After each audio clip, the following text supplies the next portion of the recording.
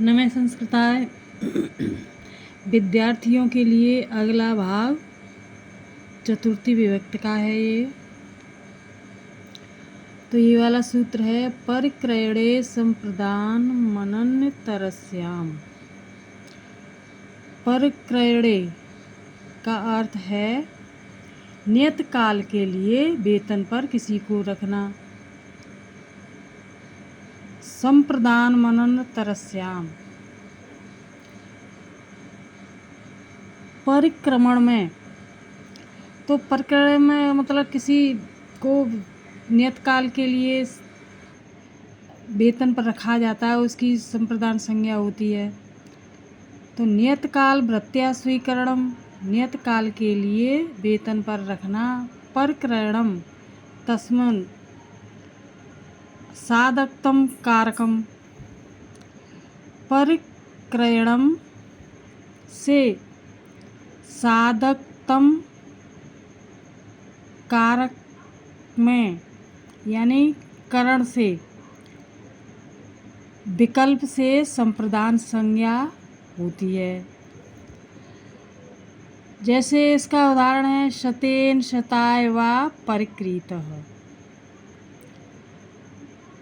100 रुपये वेतन पर रखा गया। परिक्रीता यानी रखा गया। तो इसका डिटेल देख लो यहाँ पर। परिक्रियते, परिक्रयण का अर्थ है नियत काल के लिए किसी को वेतन पर रखना। परिक्रयण में साधकतम कारक यानी अर्थात करण की विकल्प से संप्रदान संज्ञा हो जाती है। जैसे शतेन शताय वा परिक्रीता, 100 रुपये वेतन से रखा हुआ। यहाँ शत परिक्रमण का साधन है, उसकी उपर्युक्त नियम से विकल्प से संप्रदान संज्ञा हो जाती है। तथा संप्रदान से चतुर्थी विभक्त होती है। जब संप्रदान संज्ञा नहीं होती तब करण में तृतीया विभक्त हो जाती है। आगे है तादर्थे चतुर्थी वाच्या। तादर्थे यानी प्रयोजन से कोई कार्य या वस्तु होती है तो उसमें चतुर्थी वाच्या यानी चतुर्थी विभक्त होती है। जैसे मुक्तये हरिम भजते यानी मुक्ति के लिए हरि को भजता है। तो इसकी डिटेल देख लो यहाँ पर।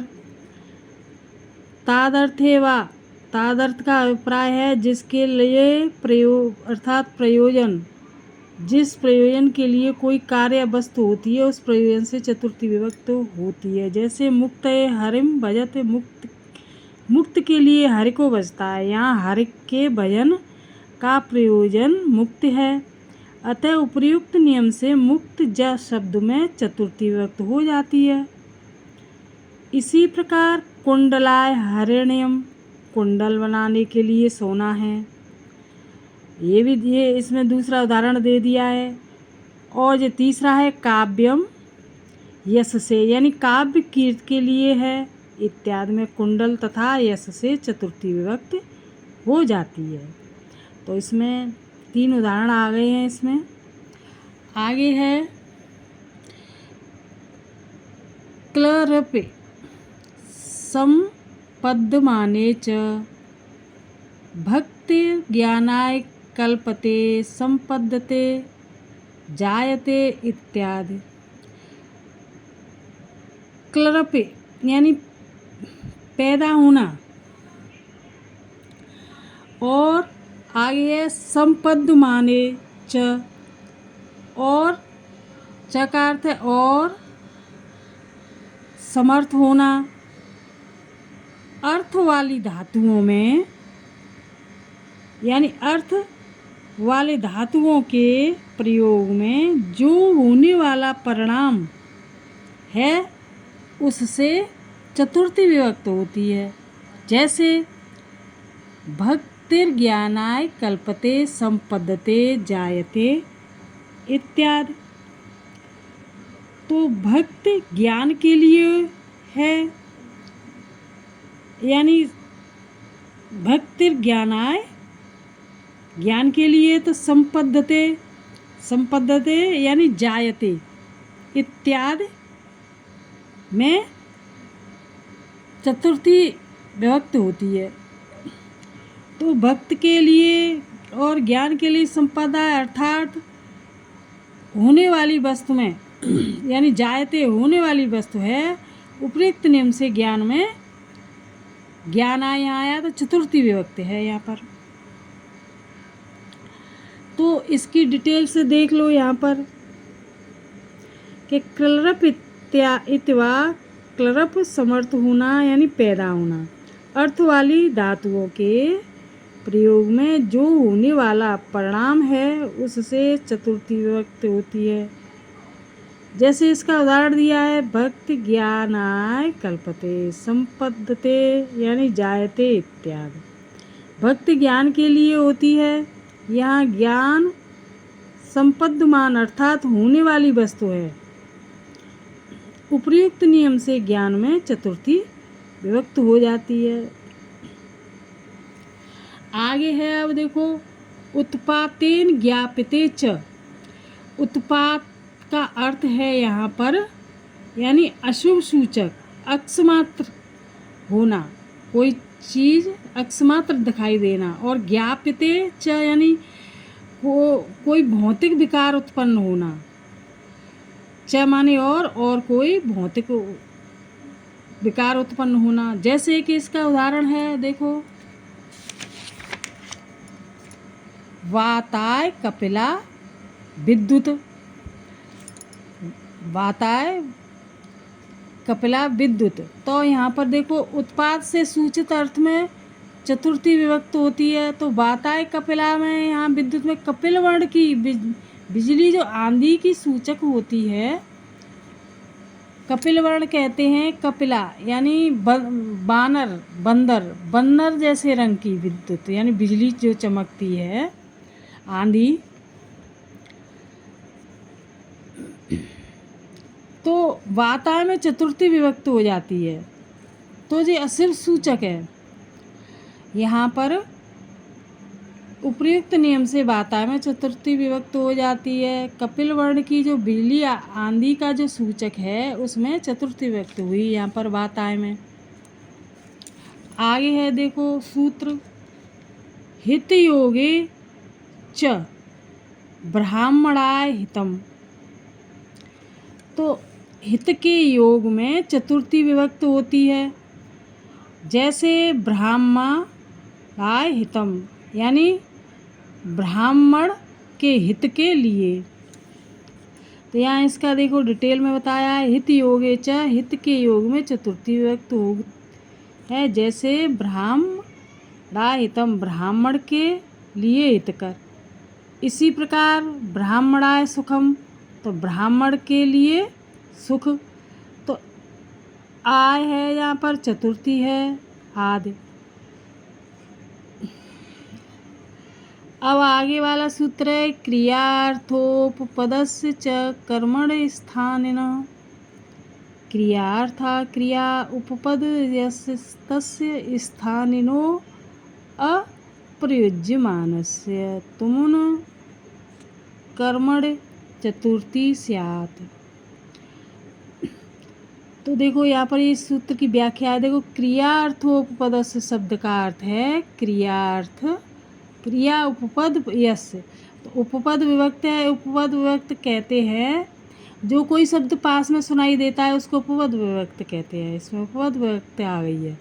यस किसी क्रिया के लिए होने वाली दूसरी क्रिया पास में सुनी जाती है जिसके इस शब्द से तुमुन प्रत्यय लक्षित होता है, क्योंकि क्रियायार्था क्रिया के साथ होने पर तुमुन का विधान किया गया। यानी तुमुन डबलऊ क्रियायाम क्रियार्थायाम। स्थानिन का अर्थ है जिसका स्थान हो किंतु प्रयोग न किया गया हो, अप्रयुज्यमानस्य। इस प्रकार सूत्र का अर्थ है, यदि तुमुन प्रत्यांत धातु का अर्थ प्रकट हो किंतु उसका कोई प्रयोग न किया गया हो तो उसके कर्म में चतुर्थी विभक्त होती है। तो इसमें तुमुन प्रत्यय बताया गया है। क्रियायाम क्रिया उपपद यस्य जो स्थान जिसका स्थान हो वो प्रयोग न किया हो, जिसमें तुमुल प्रत्यय हो, उस कर्म में चतुर्थी विभक्त होती है। जैसे फलेभ्यो यात, इसका अर्थ है फलान आहुत यात, फल देने के लिए जाता है। यहाँ क्रिया अर्थात क्रिया है, यात क्योंकि जाना क्रिया फल जाने के लिए है। आहुर्तुम, तुमुन प्रत्यांत, यहाँ पर तुमुन प्रत्यांत आया है का अर्थ प्रकट होता है, किंतु उसका प्रयोग नहीं किया गया, उसका कर्म है फल। उपर्युक्त नियम से फल शब्द से चतुर्थी विभक्त हो जाती है। फलान्याहतु याति अर्थ नमस्कृमो नृसिंहाय, नृसिंहमनुकूलयतु मित्यर्थ, एवं स्वयं भुवे नमस्कृत्येत्यादावपि। अब यहाँ पर ये आता है नमः कुर्मो नृसिंहाय, तो इसका अर्थ है नृसिंहम अनुकूल ये तुम नमस, यानी सा का विसर्ग हो जाएगा नमः कुर्मा। नरसिंह को अनुकूल करने के लिए हम नमस्कार करते हैं। यहाँ तुमुन प्रत्यांत अनुकूल ये तुम का भाव प्रकट होता है, यानी तुमुन प्रत्यय का। अनुकूल ये तुमुन का कर्म नरसिंह है, इसलिए नरसिंह शब्द से उपयुक्त नियमानुसार चतुर्थी विभक्त होती है। तो मतलब इन धातुओं के योग में नमः के यानी जिसको अनुकूल कर रहे हैं नरसिंह को नरसिंहाय, इसमें चतुर्थी विभक्त होती है। ये पहचानने की धातुएं हैं कि इनमें जो है कौन सी विभक्त हो सकती है।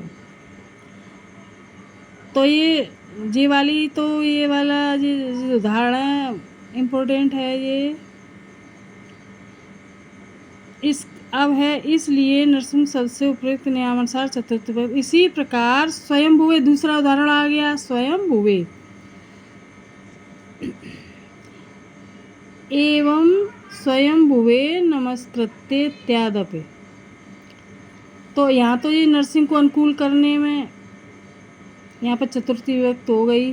तो अब अगला है एवं स्वयंभुवे नमस्कृत्य इत्यादि। अब यहाँ पर देखो दूसरा उदाहरण है स्वयंभुवे नमस्कृत्य, स्वयंभुवम प्रणीतुम नमस्कृत्य, ब्रह्मा को प्रसन्न करने के लिए नमस्कार करके।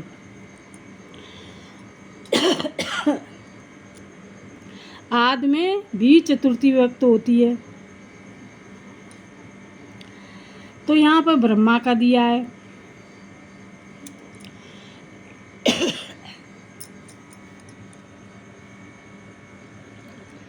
अब है तुम अर्थात भाव वचनात्।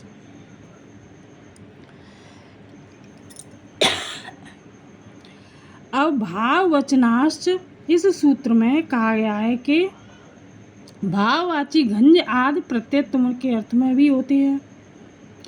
उन गंज प्रत्यांत आदि शब्दों में चतुर्थी विभक्त होती है।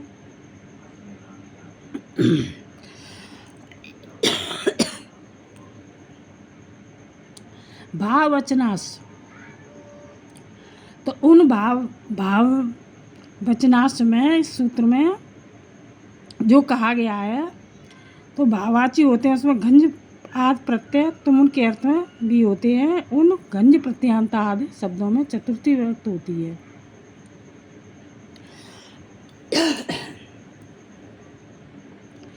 इति सूत्रेण यो विहित इस्तदन्तात् चतुर्थी स्यात्, गार्गायित यष्टुम या तीर्थ।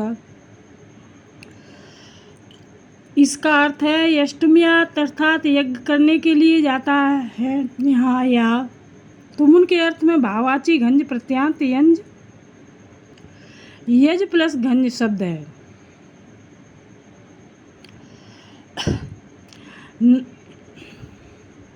यहाँ या तुम उनके अर्थ में भाववाची गंज प्रत्यांत यज प्लस घंज शब्द है। प्रयुक्त नियम के अनुसार याग से चतुर्थी विभक्त हो जाती है। यष्टम या तीर्थम चतुर्थी विभक्त हो जाती है। तो इस प्रकार ये संस्कृत है, ये अर्थ है, ये डिटेल में दिया हुआ है, पढ़ सकते हैं, समझ सकते हैं। अब ये यहाँ तक हो गया है। अब अगला भाग पढ़ेंगे कल। तो वीडियो को अंत तक देखना, जब समझ में आएगी। अब अगला वीडियो लेकर आएंगे, तब तक के लिए नमः संस्कृता है।